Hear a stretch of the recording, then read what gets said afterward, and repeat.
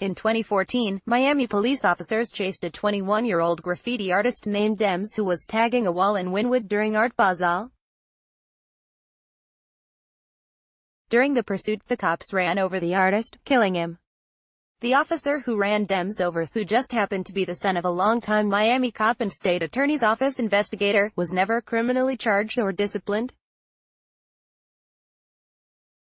And in the years since, MPD has never apologized for needlessly chasing and killing a street artist. A group of graffiti artists at one point called for anti-MPD protests over the whole affair.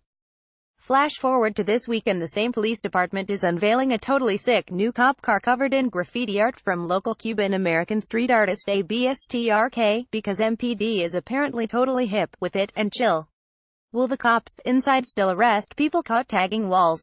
You sure bet they will. But hey, look at how cool this car is. Obviously, we are kidding with that last bit. The car also has custom rims and a powerful new stereo system, which are exactly the sort of accessories that cops around the country regularly use as a pretext to racially profile black and brown people. Just last Memorial Day, Miami's chapter of the National Association for the Advancement of Colored People, NAACP, complained that an anti-loud car crackdown in Miami Beach was racist. Reached via phone, Wynwood Commander Dan Kerr said he was aware of the traditional antipathy between Miami's street art community and the local police department. He told New Times he commissioned the car to bring the two sides closer together. He said he doesn't feel it's particularly useful for his cops to drive around in circles busting street artists left and right, and that Wynwood cops have ramped down their plainclothes or undercover graffiti enforcement in the years since the Dems killing. If the cops weren't out there enforcing, would that not have happened? Kerr asked rhetorically. That's a fair argument. I see it. But then should we not do something like this, Kerr? What course should we take? The only way to have a dialogue between the two communities is to do things like this. He then rattled off meeting after meeting he's had with various artists throughout Wynwood. Kerr said he was sympathetic to the fact that burgeoning street artists usually need to develop followings by illegally tagging buildings before they can move into selling legal art or commissioning sanctioned murals. Kerr says he'd rather coordinate with local street artists than bust them constantly.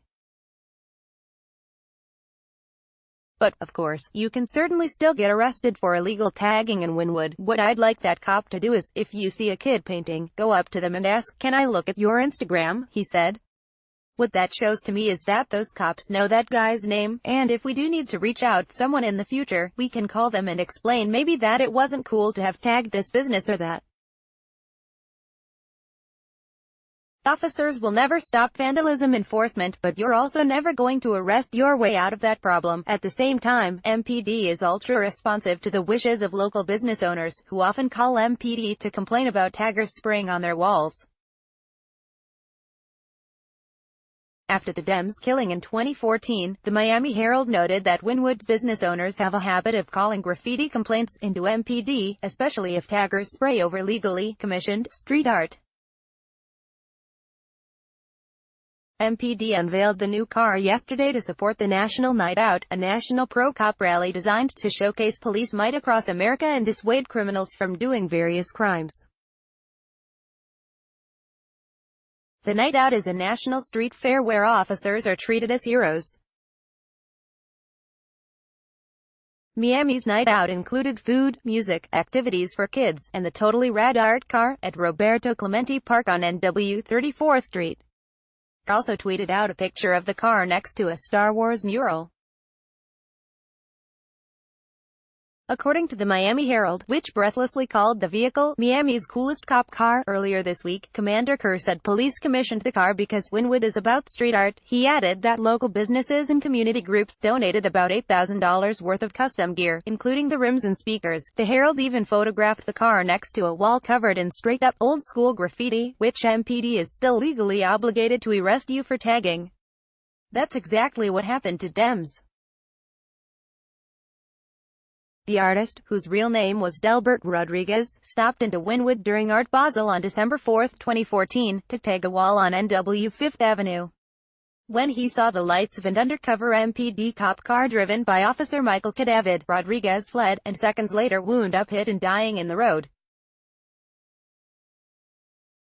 Police claimed that Rodriguez had somehow jumped in front of Cadavid's car, but another witness told New Times that the whole story they gave is baloney, because Cadavid's father, George Cadavid, worked as an investigator for the Miami-Dade State Attorney's Office. They asked the Ninth Judicial Circuit to investigate the case instead. They ruled there was no evidence Cadavid ran Dems over and suggested that Dems's injuries instead came when he fell while fleeing, perhaps after light contact with the cruiser. But the report also noted that witnesses on the scene said Cadavid did actually run Rodriguez over, and at least one witness said the body was left underneath the car for at least 30 minutes afterward. Cadavid's internal affairs file showed he had a history of road rage complaints and other alleged incidents of aggression. Rodriguez's family sued MPD in county court. Records show the case was settled in June 2016 on undisclosed terms. My son was struck by an irresponsible undercover cop for painting on a wall, Rodriguez's mother, Nanette Conyers, told New Times in 2014. She also said her son's partner was pregnant with a little girl when he was killed.